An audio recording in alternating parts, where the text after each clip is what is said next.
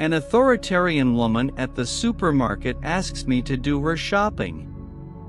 She hands me a small list rolled up in paper and orders me to get it while she gets comfortable. When I refuse, she becomes furious to the point of being restrained by the police. This episode triggers a series of unexpected events. Here it is. I'm subscribing like the fool on YouTube and have turned on notifications.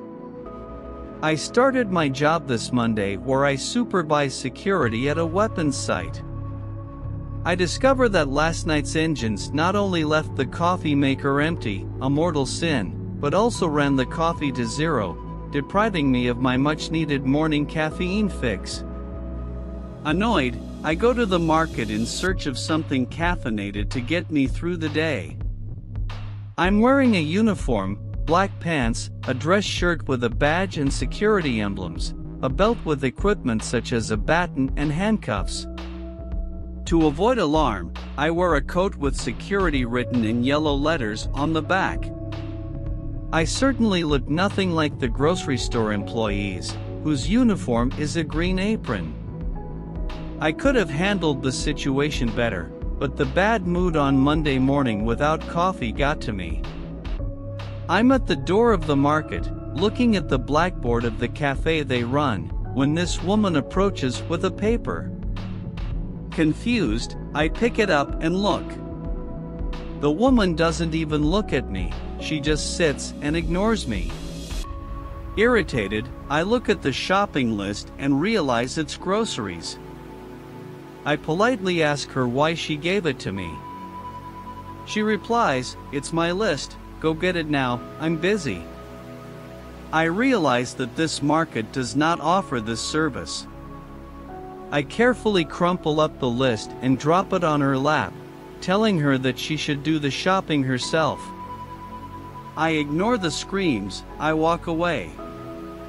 He hoped the woman would understand the message, but she simply wasn't able to.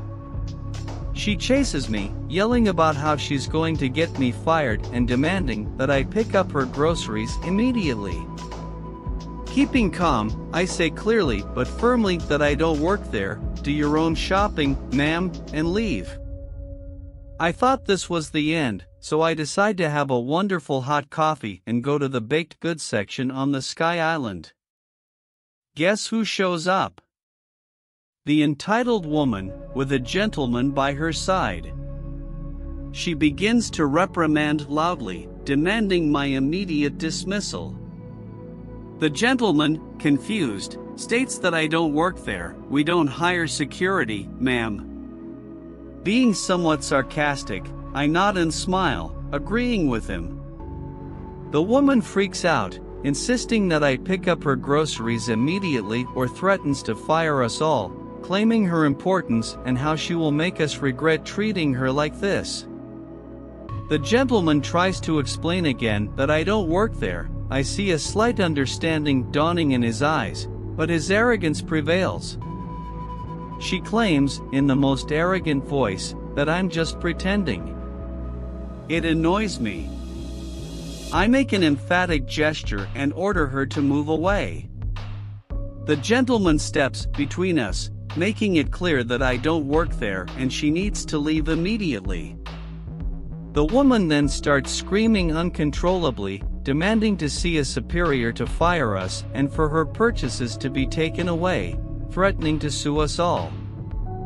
The gentleman, who I assume is the manager, confronts her, revealing that he has owned the place for 20 years and that they have never offered this service. He grabs her arm and drags her out of the store. I'm stunned, but move on, choosing my coffees and heading to the register. The owner apologizes for her behavior and we laugh about the situation. He even tries to give me free coffee, but I refuse.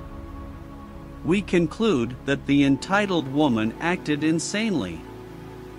I paid for the products and I thought that was the end of that madness. Strange things happen, and people act stupidly, but oh, dear audience, we seem to underestimate the depth of the entitled woman's madness. When we left for the outside world, surprisingly, she was there. She had called the police demanding our arrest for not serving her, asking for our resignations and threatening to sue. I was shocked, my jaw dropped, and I admit, I started laughing. That lady was clearly out of control. Coincidentally, we had a good relationship with the local police. I recognized Officer Betsy, who had responded to the call. She approached, asked what was happening. We reported our version, and the owner asked that the woman be removed from the property. Betsy, exasperated, ordered her to leave or be charged with trespassing. I saw something bad approaching, but my mind had a hard time believing it. The woman stepped back and, incredibly, touched Officer Betsy on the chest, not once, but twice, maybe even a third. Betsy stopped her, turned her around and handcuffed her.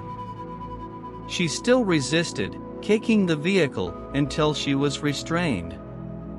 Taken to the police station, she struggled until she was restrained and transferred for psychological evaluation. I don't know her outcome. Many have asked about this story, but for me, it was a random encounter with a disturbed person. There was no reason to investigate further. I was left with a peculiar story. Even though it was annoying to tell my friends and family, I was not informed of anything that happened to anyone during this episode. I wasn't involved, I just witnessed it. A lot has changed since then, including my leaving my job. Some of what I know is a second or third-hand account of the events that followed. The consequences of the collapse of the entitled woman were intense. She was hospitalized for 72 hours and later in a safer mental health facility. She had to undergo weekly visits to a psychologist for a year, due to a court order. I feel sorry for her, no one deserves to go through that. The discovery that her husband knew about her problems and did not help her is shocking. He prioritized his career over her mental health. He works on the city council, but her behavior in trying to free her and threatening authorities is unacceptable. There was even an investigation, but I was not contacted. The owner turned over the security recordings to the investigation department. They saw everything, including Officer Betsy's actions. It was considered absurd, and the husband was told to desist. I got the news now, Sergeant Betsy, congratulations on the promotion.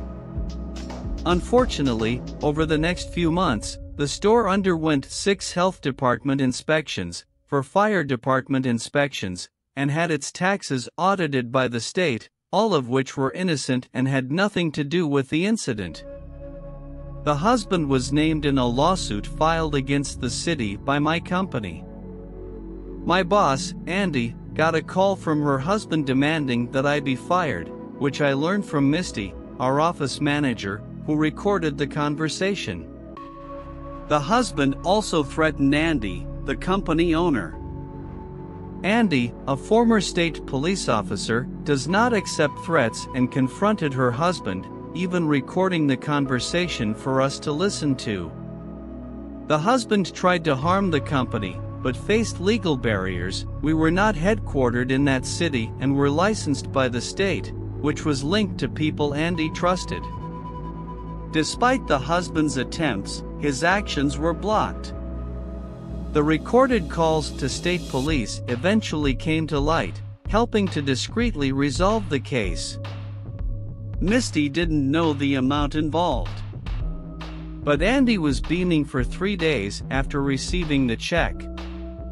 Regrettably, he couldn't enjoy it for long. Soon after, there was an anonymous tip to the State Police Investigation Division alleging that my team was involved in illegal activities. To clarify, we had an undercover state police officer working at our location for 3 months. However, this was absurd. Andy knew this and helped prove our innocence. In the end, nothing happened except we had a new coworker who turned out to be great and helped us resolve a serious issue involving a scam in the area. The entitled woman improved, the charges against her were dropped, and she was ordered by the court for psychological help.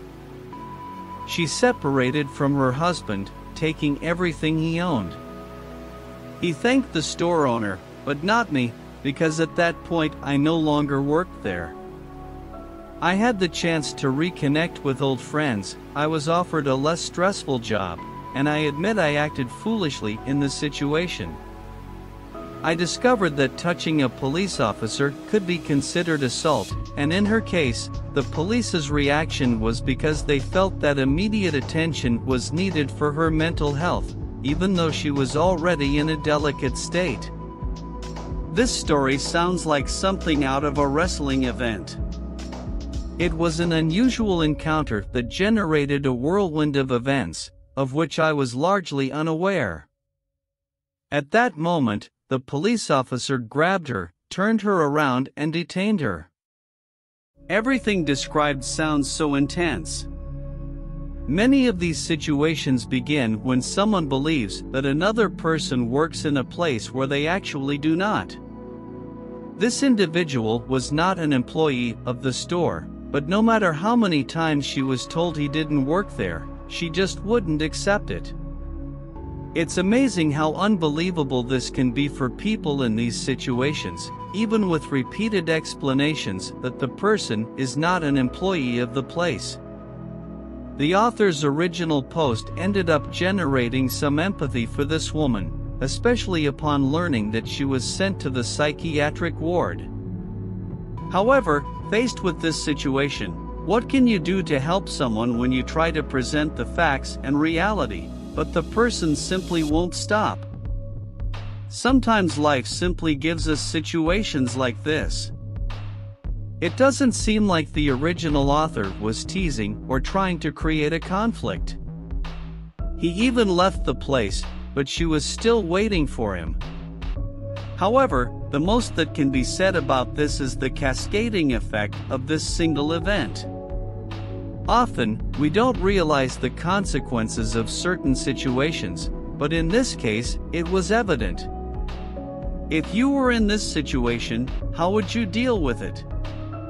Share in the comments and explain your perspective. When you subscribe, don't forget to turn on notifications to catch up on stories from this series in the playlist provided in the description. Hello HistoReddit folks! Today we bring you an incredible story about a bizarre misunderstanding in a store. This incident made us reflect on how simple situations can turn into something surprising. Watch the video to find out more. If you like stories like this, don't forget to subscribe, like and activate the bell so you don't miss any epic stories. We look forward to sharing more captivating narratives with you.